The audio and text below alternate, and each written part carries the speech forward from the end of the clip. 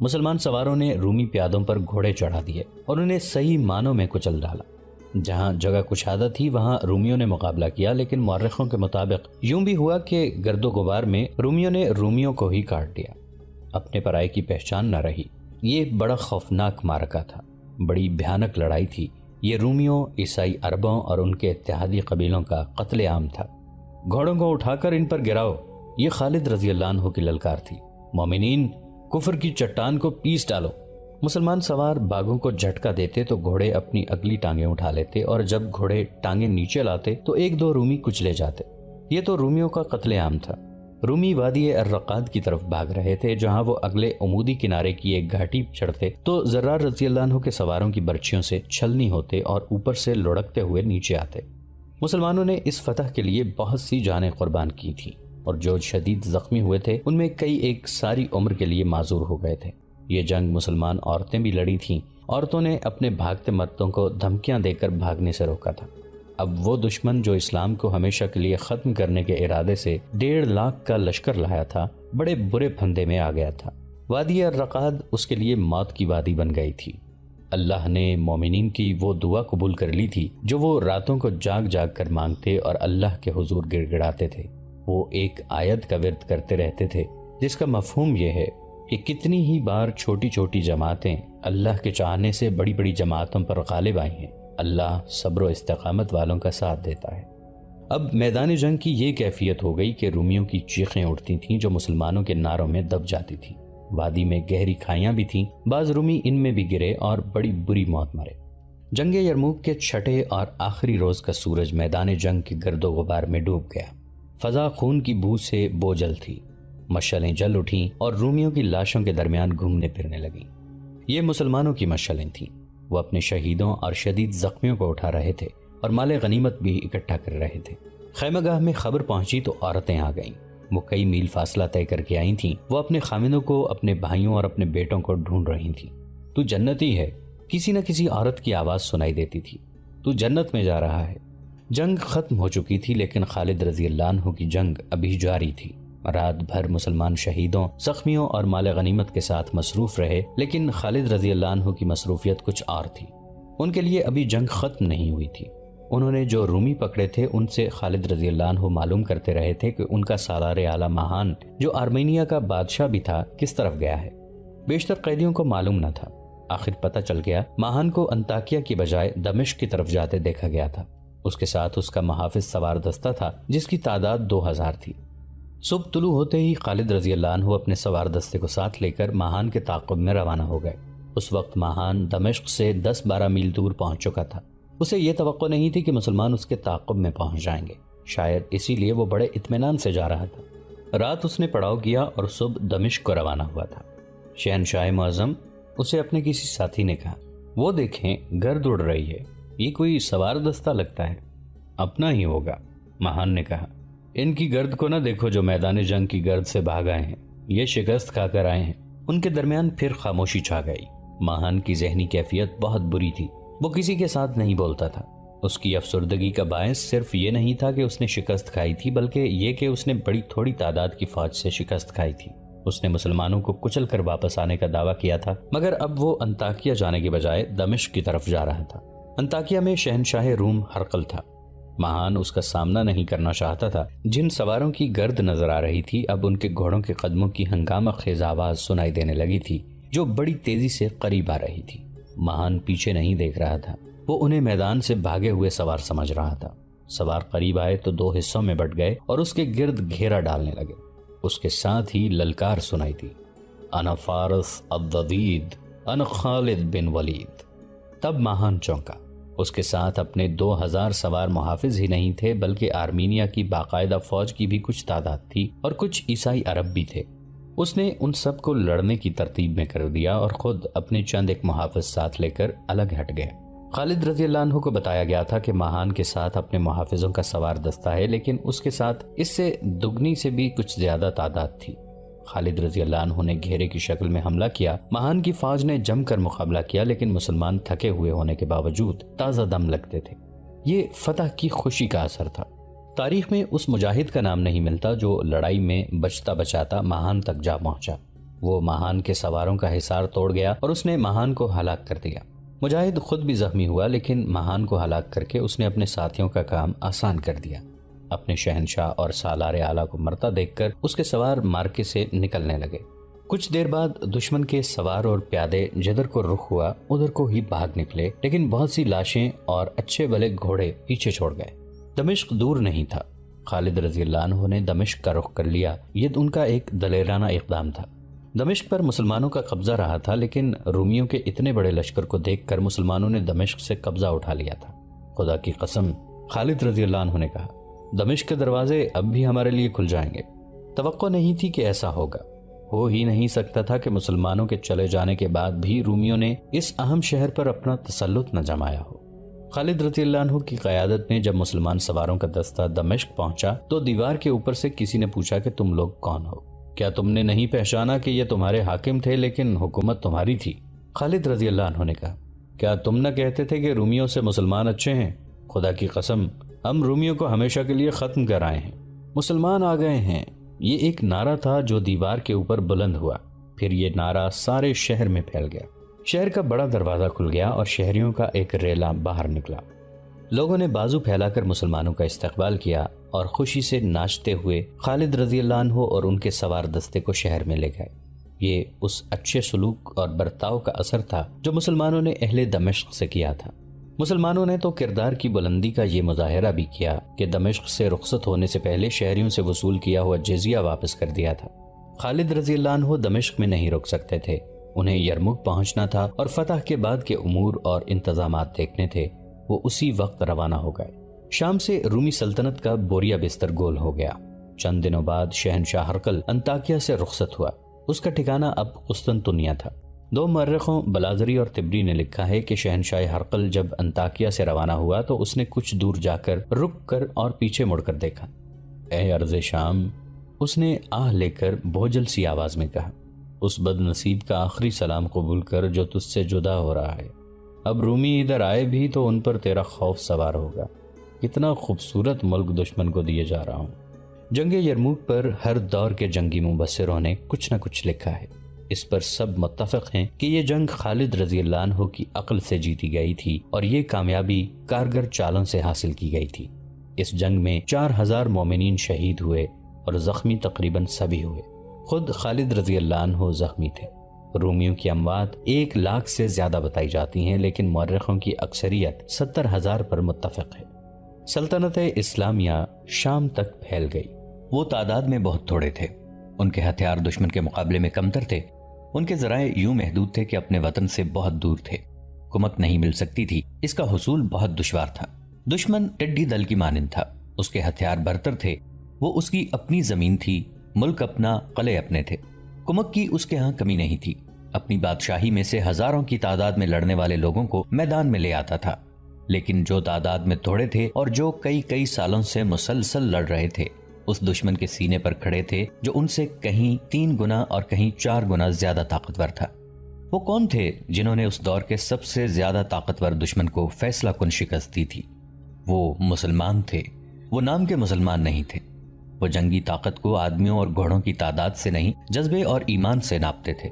یہ ایمان کی قوت کا کرشمہ تھا کہ شام میں قیصر روم کا پرچم اتر گیا۔ جن قلعوں پر پرچم لہرایا کرتا تھا ان قلعوں میں اب اذانیں گونج رہی تھیں۔ یرموک کے میدان جنگ میں 4000 مجاہدین نے اپنی جانوں کی قربانی دے کر رومیوں کو شام سے بے دخل کر دیا تھا۔ شہنشاہ ہرقل جو ایک جابر جنگجو تھا اور اپنی فوج کو ایک ناقابل تسخیر فوج سمجھتا تھا، اس حالت میں شام کی سرحد سے نکلا تھا کہ اس نے جوابی حملے کی سوچنے کی بجائے ذہنی طور پر شکست تسلیم کر لی تھی۔ اس کی فوج کے بھاگنے کا انداز کسی منظم اور طاقتور فوج جیسا نہیں تھا۔ اس فوج کی آدھی نفری ماری گئی، زخمیوں کا کچھ حساب نہ تھا، اور جو اب بھاگنے کے قابل تھے وہ افراد میں بکھر کر بھاگے۔ ان میں سے زیادہ تر نے بیت المقدس میں جا پناہ لی۔ اس وقت بیت المقدس ایلیا کہلاتا تھا۔ یہ آخری قلعہ تھا جو رومیوں کے ہاتھوں میں رہ گیا تھا۔ 2-4 اور قلعے بھی تھے جو ابھی رومیوں کے پاس تھے، لیکن یہ بیت المقدس جیسے بڑے نہیں تھے۔ ان کے اندر مسلمانوں کی دہشت پہنچ چکی تھی۔ مورخ لکھتے ہیں کہ شہریوں نے دیکھا کہ رومیوں کا سورج غروب ہو رہا ہے تو انہوں نے قیصر روم کی فوج کو اپنے تعاون سے محروم کر دیا۔ مسلمانوں کے متعلق ان کی یہ رائے پہنچی تھی کہ مسلمان میدان جنگ میں سراپا قہر اور مانند فولاد ہیں، اور حکمران کی حیثیت میں وہ ریشم جیسے نرم ہیں۔ ان قلعوں کو سر کر لیا گیا۔ کہیں ذرا سی مزاحمت ہوئی جو مسلمانوں کو روک نہ سکی اور باقی قلعوں کے دروازے بغیر مزاحمت کے کھل گئے۔ شہریوں نے مسلمانوں کا استقبال کیا اور جزیہ ادا کیا۔ البتہ بیت المقدس ذرا بڑا شہر تھا اور یہ شہر قلعہ بند تھا۔ قلعہ مضبوط تھا، اسے سر کرنا دشوار نظر آ رہا تھا۔ بیت المقدس میں رومی سالار اطربون تھا، جس کے متعلق مورخوں نے لکھا ہے کہ فن حرب و ضرب میں ہرقل کا ہم پلہ تھا۔ بعض مورخوں نے اسے ہرقل کا ہم رتبہ بھی کہا ہے۔ مسلمانوں کے جاسوس بیت المقدس تک پہنچے ہوئے تھے۔ ان کی لائی ہوئی اطلاعوں کے مطابق ارطبون جابر اور بے خوف سالار تھا اور وہ مرتے دم تک لڑنے والا جنگجو تھا۔ بیت المقدس کے دفاع میں اسے آخری دم تک لڑنا ہی تھا، کیونکہ اس خطے میں رومیوں کا یہ آخری مضبوط قلعہ تھا۔ ایک مقام اور بھی تھا جو خاصا اہم تھا، یہ تھا قیصاریہ۔ اس کا قلعہ بھی مضبوط تھا۔ اس وقت مسلمان جابیہ کے مقام پر خیمہ زن تھے۔ یرموک کی جنگ کے بعد وہ جابیہ چلے گئے تھے۔ زخمیوں کی تعداد غیر معمولی تھی اور جو زخمی نہیں تھے وہ لڑنے کے قابل نہیں رہے تھے۔ وہ تو پہلے ہی تھکن سے چور تھے۔ جنگ یرموک نے ان کے جسموں کا دم خم توڑ دیا تھا۔ انہیں آرام کی ضرورت تھی اور زخمیوں کی مرہم پٹی اس سے زیادہ ضروری تھی۔ ان کے زخم ٹھیک ہونے کا انتظار کرنا تھا۔ انتظار خطرناک ہو سکتا تھا۔ خطرہ یہ تھا کہ رومی ایک جنگجو قوم تھی۔ شکست تو انہیں فیصلہ کن ہوئی تھی، لیکن وہ اتنی جلدی اور اتنی آسانی سے شکست کو تسلیم نہیں کر سکتے تھے۔ زیادہ پریشانی تو بیت المقدس کے متعلق تھی، جہاں اطربون جیسا جری اور قابل سالار موجود تھا، لیکن رومیوں کے کچھ دستے بکھرے ہوئے تھے۔ جاسوس اطلاعیں دے رہے تھے کہ بعض جگہوں پر رومیوں کے سالار موجود تھے۔ ابو عبیدہ رضی اللہ عنہ اور دیگر مسلمان سالار یہ خطرہ محسوس کر رہے تھے کہ رومی جوابی حملہ کریں گے۔ میرے رفیقو، ابو عبیدہ رضی اللہ عنہ نے اپنے سالاروں سے کہا، رومی حملہ ضرور کریں گے، لیکن ان میں اتنا بھی دم خم نہیں ہے کہ وہ فوری طور پر حملہ کر سکیں۔ اس کے علاوہ اس طرح دور دور بکھر گئے ہیں کہ انہیں اکٹھا ہونے کے لیے بھی وقت چاہیے۔ حقیقت بھی یہی تھی کہ جس طرح مسلمانوں میں ایک ہلکا سا مارکا لڑنے کی سکت نہیں رہی تھی، اسی طرح رومیوں میں بھی لڑنے کا دم خم نہیں رہا تھا۔ جیسا کہ ہم پہلے بتا چکے ہیں کہ 1.5 لاکھ میں 70,000 رومی مارے گئے تھے اور جو باقی بچے تھے ان میں زیادہ تر زخمی تھے۔ جاسوسوں کی اطلاعیں یہ تھیں کہ رومی کہیں بھی جوابی حملے کے لیے منظم نہیں ہو رہے، لیکن وہ جہاں جہاں بھی ہیں وہاں دفاعی جنگ لڑنے کے لیے تیار ہیں۔ اکتوبر 636 عیسوی بمطابق شعبان 15 ہجری کے ایک دن سالار اعلیٰ ابو عبیدہ رضی اللہ عنہ نے اپنے سالاروں کو بلایا۔ میرے رفیقو، ابو عبیدہ رضی اللہ عنہ نے کہا، زیادہ تر زخمی مجاہدین لڑنے کے قابل ہو گئے ہیں، لشکر نے بھی آرام کر لیا ہے، ہم اب اس قابل ہیں کہ آگے پیش قدمی کریں۔ 2 جگہیں ہیں جن پر قبضہ کرنا بہت ضروری ہے، ایک تو قیصاریہ ہے اور دوسری جگہ ہے بیت المقدس۔ کیا تم بتا سکتے ہو کہ ان دونوں جگہوں میں سے کس پر ہم پہلے حملہ کریں؟ اس مسئلے پر جب بحث شروع ہوئی تو سالاروں میں اختلاف پیدا ہو گیا۔ بعض کا خیال تھا کہ یہ 2 جگہیں دفاع کے لحاظ سے مضبوط ہیں، اس لیے ان پر یکے بعد دیگرے حملہ کیا جائے۔ کچھ یہ کہتے تھے کہ دونوں مقامات کو بیک وقت محاصرے میں لے لیا جائے۔ ابو عبیدہ رضی اللہ عنہ ان کے درمیان فیصلہ نہ کر سکے۔ کیا یہ بہتر نہیں ہوگا کہ ہم امیر المومنین سے پوچھیں کہ ہمیں قیصاریہ اور بیت المقدس میں سے کس جگہ کو پہلے محاصرے میں لینا چاہیے؟ ابو عبیدہ رضی اللہ عنہ نے کہا، میں تم سب کے جذبے اور ایثار کی قدر کرتا ہوں، اس کا اجر تمہیں اللہ دے گا۔ میں کسی کی حوصلہ شکنی اپنی زبان سے نہیں کروں گا۔ الحمدللہ دشمن اس خطے سے بھاگ رہا ہے، لیکن ہمیں اپنی فتح کو مکمل کرنا ہے۔ میں یہی بہتر سمجھتا ہوں کہ ہم قاصد کو مدینہ بھیج کر امیر المومنین کا حکم لے لیں۔ تمام سالاروں نے ابو عبیدہ رضی اللہ عنہ کی تائید کی اور اسی وقت ایک تیز رفتار قاصد کو مدینہ اس پیغام کے ساتھ روانہ کر دیا، بسم اللہ الرحمن الرحیم۔ امیر المؤمنین حضرت عمر بن خطاب رضی اللہ عنہ کی خدمت میں سالار اعلیٰ برائے شام ابو عبیدہ رضی اللہ عنہ بن الجراح کی طرف سے، سب تعریفیں اللہ کے لیے ہیں اور اطاعت اللہ کے رسول محمد صلی اللہ علیہ وآلہ وسلم کی ہے۔ اللہ نے ہمیں جس فتح سے نوازا ہے وہ ہماری آئندہ نسلوں پر اس کی ذات کا بہت بڑا احسان ہے۔ تمام فتوحات کی اطلاعیں مال غنیمت مدینہ بھیجی جاتی رہی ہیں۔ اب ہم جابیہ کے مقام پر آرام کی غرض سے رکے ہوئے ہیں۔ الحمدللہ زخمی بہت بہتر ہو چکے ہیں۔ اب ضرورت یہ ہے کہ ہم آگے بڑھیں اور رومیوں کو شام کی سرزمین سے ہمیشہ کے لیے بے دخل کر دیں۔ ہمارے لیے یہ فیصلہ کرنا آسان نہیں کہ ہم قیصاریہ اور بیت المقدس میں سے کون سی جگہ کا انتخاب کریں۔ کیا امیر المؤمنین ہماری رہنمائی کریں گے؟ وہاں سے مدینہ کا سفر کم و بیش 1 ماہ کا تھا۔ قاصد کے جانے اور آنے میں کم سے کم 20 روز درکار تھے۔ ان دنوں میں زخمی مجاہدین مزید بہتر ہو گئے اور جو زخمی نہیں تھے انہیں آرام اور تیاری کے لیے مزید وقت مل گیا۔ بیت المقدس کے اندر کے ماحول پر جہاں شکست کی افسردگی، شرمساری اور دہشت طاری تھی، وہاں جوش و خروش بھی پایا جاتا تھا۔ یہ جوش و خروش رومی سالار اطربون کا پیدا کرتا تھا۔ وہ ابھی مسلمانوں کے مقابلے میں نہیں آیا تھا۔ اس نے سنا تو تھا اور بڑی اچھی طرح سنا تھا کہ رومی فوج کسی بھی میدان میں مسلمانوں کے مقابلے میں جم نہیں سکی، لیکن اطربون نے اپنے آپ پر یہ وہم طاری کر لیا تھا کہ وہ مسلمانوں کو بیت المقدس میں شکست دے دے گا۔ اس نے مسلمانوں کا مقابلہ کرنے کے لیے پلان بنانا شروع کر دیے اور اس سلسلے میں ایک روز قیصاریہ چلا گیا۔ قیصاریہ میں اس نے وہاں کے سالار اور فوج کی خوفزدگی کے عالم میں دیکھا۔ معلوم ہوتا ہے تم نے لڑنے سے پہلے شکست تسلیم کر لی ہے، اطربون نے قیصاریہ کے سالار سے کہا، اور میں تمہیں مسلمانوں کو شکست دینے کے لیے تیار کرنے آیا ہوں۔ اگر ہرقل بھاگ گیا ہے تو ہم بھی مقابلے میں نہیں ٹھہر سکتے، قیصاریہ کے سالار نے کہا۔ فوج جو میرے پاس ہے اس پر ان سپاہیوں کا اثر ہو گیا ہے جو یرموک سے بھاگ کر یہاں آئے ہیں۔ وہ ابھی تک آ رہے ہیں، نہ جانے کہاں کہاں بھٹک کر آ رہے ہیں۔ ان کے چہروں پر، آنکھوں میں اور باتوں میں خوف نمایاں ہے۔ بزدل، اطربون نے نفرت سے کہا، لڑائیوں سے بھاگے ہوئے سپاہی اور سالار بھی ایسی باتیں کیا کرتے ہیں۔ وہ اپنے دشمن کی فوج کو جنات اور بدروحوں کی فوج ثابت کرتے ہیں جس کا وہ مقابلہ کر ہی نہیں سکتے تھے۔ کیا تم مجھے یہ مشورہ دینا چاہتے ہو کہ ہرقل کی طرح ہم بھی مسلمانوں کے آگے ہتھیار ڈال دیں؟ تمہاری عقل پر ایسا پردہ پڑ گیا ہے کہ تم یہ سوچنے کے بھی قابل نہیں رہے کہ ہرقل کی غیر حاضری میں میرا حکم چلتا ہے اور تم میرے حکم کے پابند ہو۔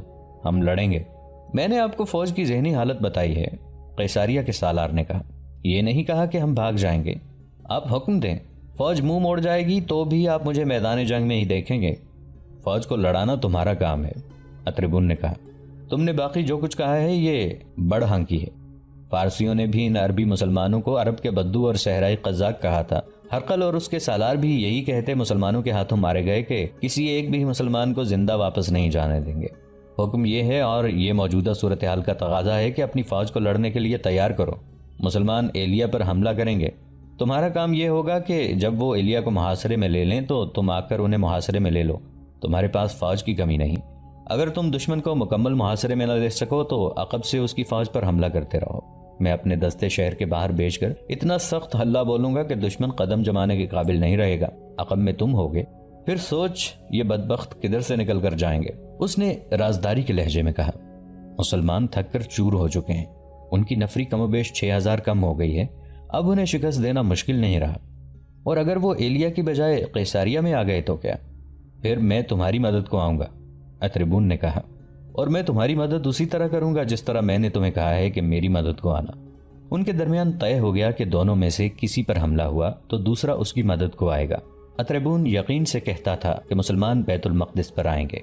اس دور کے متعلق جب مسلمان شام پر چھا گئے تھے، ہرقل شام سے نکل گیا تھا اور مسلمان فلسطین پر قابض ہوتے چلے جا رہے تھے، مورخوں میں اختلافات پائے جاتے ہیں۔ بعض نے واقعات کو گڑمٹ کر دیا ہے، معرکوں کے تسلسل کو بھی آگے پیچھے کر دیا ہے۔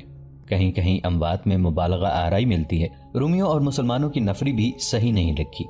افسوس سے کہنا پڑتا ہے کہ اکثر غیر مسلم مورخوں نے صحیح واقعات پیش کیے ہیں اور مسلمانوں کو خراج تحسین بھی پیش کیا ہے، لیکن بعض مسلمان مورخوں اور بعد کے تاریخ نویسوں نے اپنے اپنے فرقے کے عقیدوں کے مطابق تعصب کا مظاہرہ کیا ہے اور واقعات کو خلط ملط کر دیا ہے، اور جو تعصبات آج ان جانبدار تاریخ نویسوں کے ذہنوں میں بھرے ہوئے ہیں وہ انہوں نے خلفائے راشدین اور مجاہدین کے چہروں پر مل دیے ہیں۔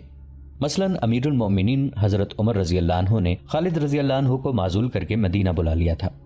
ہم اس کی وجوہات آگے چل کے بیان کریں گے، لیکن چند ایک تاریخ نویسوں نے یہ ثابت کرنے کی کوشش کی ہے کہ امیر المؤمنین عمر رضی اللہ عنہ کے دل میں خالد رضی اللہ عنہ کے خلاف ذاتی رنجش کی بنا پر بغض اور کینہ بھرا ہوا تھا۔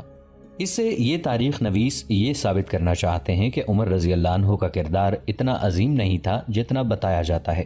ہم چونکہ خالد رضی اللہ عنہ بن ولید سیف اللہ کی زندگی کی کہانی سنا رہے ہیں، اس لیے ہم ان جنگوں اور دیگر حالات کا زیادہ ذکر نہیں کریں گے جن کا تعلق خالد رضی اللہ عنہ کے ساتھ نہیں۔ اگر مورخوں اور بعد کے تاریخ نویسوں کی تحریروں کی چھان بین کی جائے تو سوائے الجھاؤ کے کچھ بھی حاصل نہیں ہوتا۔ مثلا ایک تو یہ پتہ چلتا ہے کہ سالار اعلیٰ ابو عبیدہ رضی اللہ عنہ نے امیر المؤمنین عمر رضی اللہ عنہ سے بذریعہ قاصد پوچھا تھا کہ وہ قیصاریہ کی طرف توجہ دیں یا بیت المقدس کی طرف۔